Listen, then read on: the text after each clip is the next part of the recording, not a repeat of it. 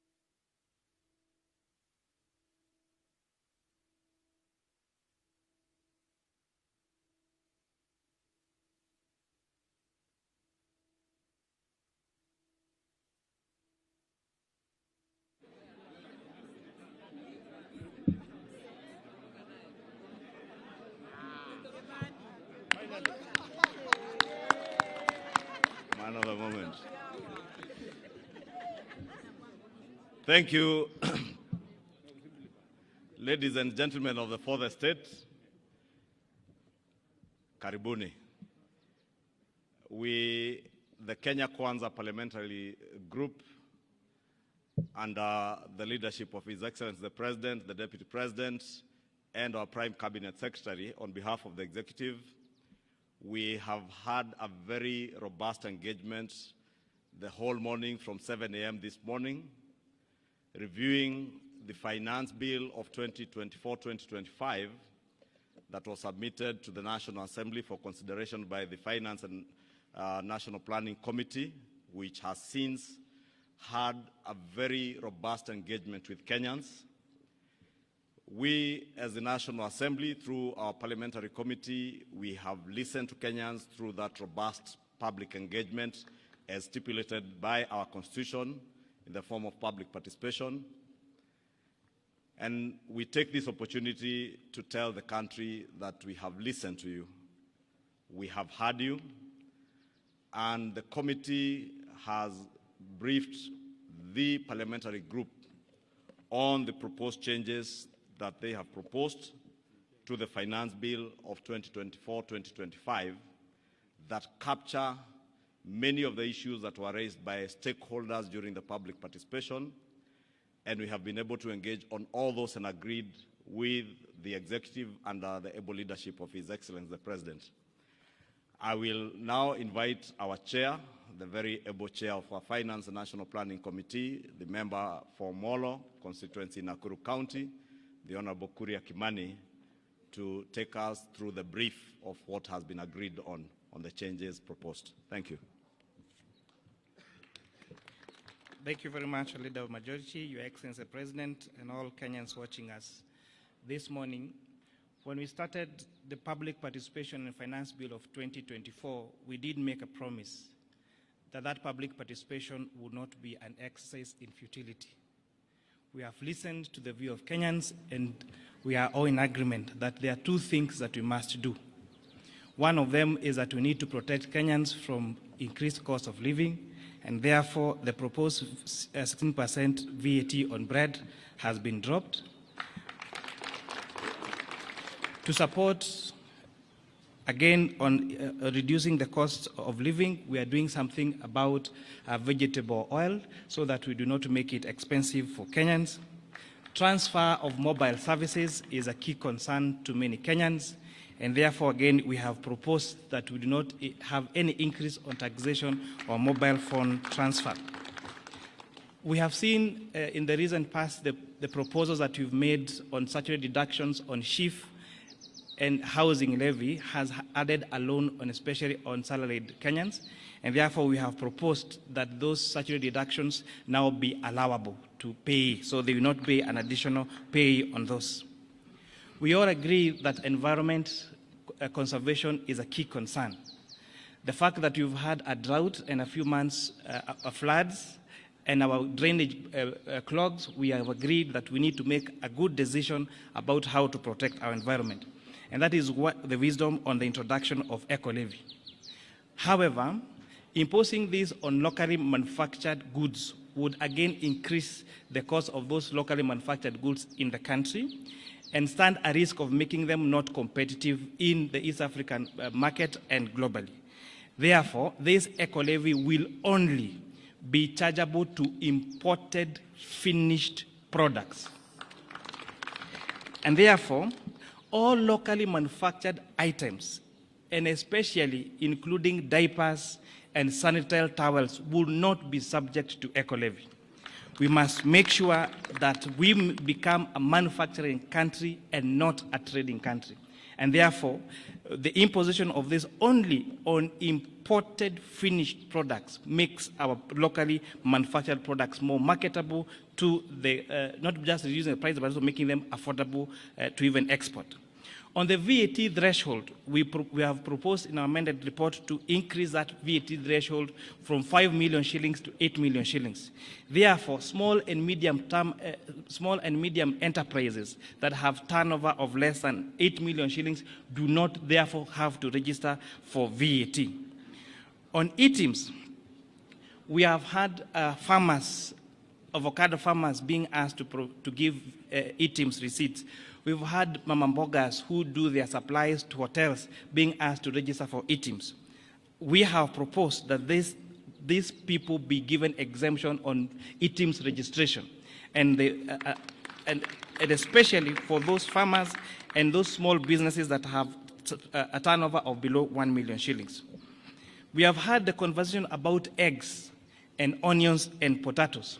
So what you've done to protect our poultry farmers, our potato farmers in Nyandarua and Molo, and protect our onion farmers, we have proposed excise duty only on imported table eggs, imported onions, and imported potatoes. This makes our onions, our eggs, and our potatoes more marketable to us and the region.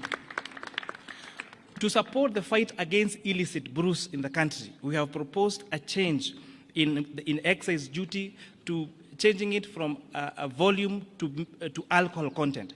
Therefore, those alcohol manufacturers that are producing alcohol of very high content will now be required to pay higher duty because based on the alcohol content, and those making alcohol of lower content now will pay less duty. To support our pension contributions, because one day we'll all retire, we are now increasing the amount of taxable pensions from, we are now increasing the amount allowable for tax exemption for pension contributions from 20,000 shillings to 30,000 shillings. So this is a big win for our pensioners. So we are moving our pension schemes to exempt. It is exempt at contribution and exempt when you receive your pension from 20,000 to 30,000. Yes, per month. It's important to say this, per month. We have also been appraised of the money that is allocated for junior secondary school to hire all the intern teachers into permanent and pensionable terms. And the number there is actually 46,000 shillings, 46,000 junior secondary school teachers, in addition to recruit an additional 20,000. Your Excellency, we are very happy that the proposals that were brought to the National Assembly and the ones that we are proposing to the House are two amended documents. Because, again, I repeat, the exercise we did on public participation was not an exercise in futility. On motor vehicle tax, inasmuch as we agree that there is need to have money allocated to maintain our roads, and those people that are using our road more and causing tear and wear on our roads should contribute more towards fixing those roads, we have agreed that the motor vehicle tax cannot be amended through an income tax act, and also pegging it on insurance would cripple the insurance business and make it very difficult, especially for those Kenyans who take third-party insurance, and therefore that proposal has been dropped. Oh yes, sugar transportation.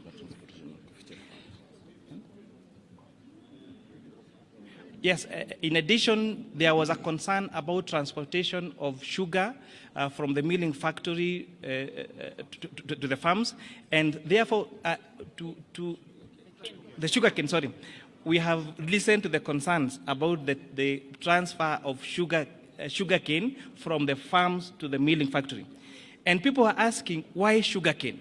And why not coffee? And why not tea? Sugarcane is very bulk. And therefore, the largest cost in the processing of sugarcane is actually on transportation, unlike most other crops. And that is why we have recommended to remove VAT on transportation of sugarcane from the farms to the milling factories. For the mobile phone, I actually did mention that mobile phone transfer services has been, we have not increased that, it still retains at 15%. The concern about foreign exchange transactions, the concern about transfer in banks, that the status quo remain, no additional taxes have been increased on that particular sector. Thank you, Chairman Kuria. Members of the press, I think as you have heard from the changes that have been made to the proposals in the finance bill, which will be tabled this afternoon in the National Assembly, I think it's important to mention to members of the public, including the public-spirited Kenyans who had intended to occupy Parliament, that there is absolutely no debate today. It's just the tabling of the report. Debate shall begin tomorrow morning, the whole of tomorrow, and continues to Thursday, and will allow time over the weekend for possible amendments from other members of Parliament. You may have realized from the amendments that we have done, there are a number of things that we intend to achieve. Besides the raising of revenue, is also one to ensure that Kenyans have more disposable income. You will notice from the changes that will be proposed by the chair in the report that you table this afternoon, we are devoting more money back into people's pockets, especially the employed Kenyans who have been contributing to the housing levy. The housing levy has been proposed together with the Social Health Insurance Fund, the National Social Security Fund, and now the housing levy to be tax deductible. And that will ensure that what will be subjected to pay as you earn will be an amount less than what was there before. And therefore, more disposable income will be going to many employed Kenyans. The second thing that we intend to do is to encourage savings and investments in our country.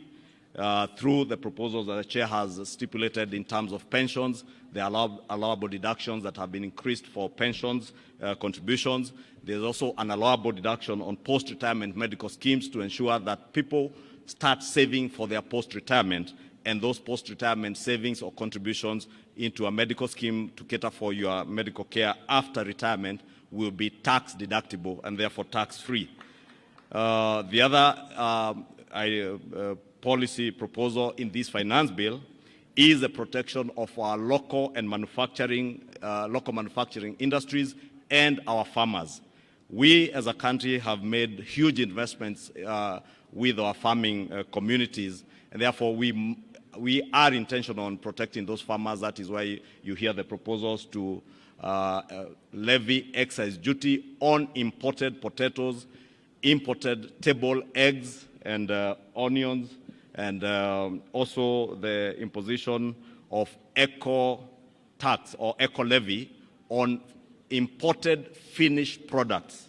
And I think, as the chair has emphasized, it is imported finished products, because when the chair and the finance committee listened to stakeholders, especially the Kenya Association of Manufacturers, a very good case was made for protection of the local manufacturing industry. Therefore, to protect our local manufacturing industry and create jobs within our economy, we are therefore levying those levies on imported finished products, right from the borders, the motorcycles, to sanitary towels that are imported, and diapers and all that.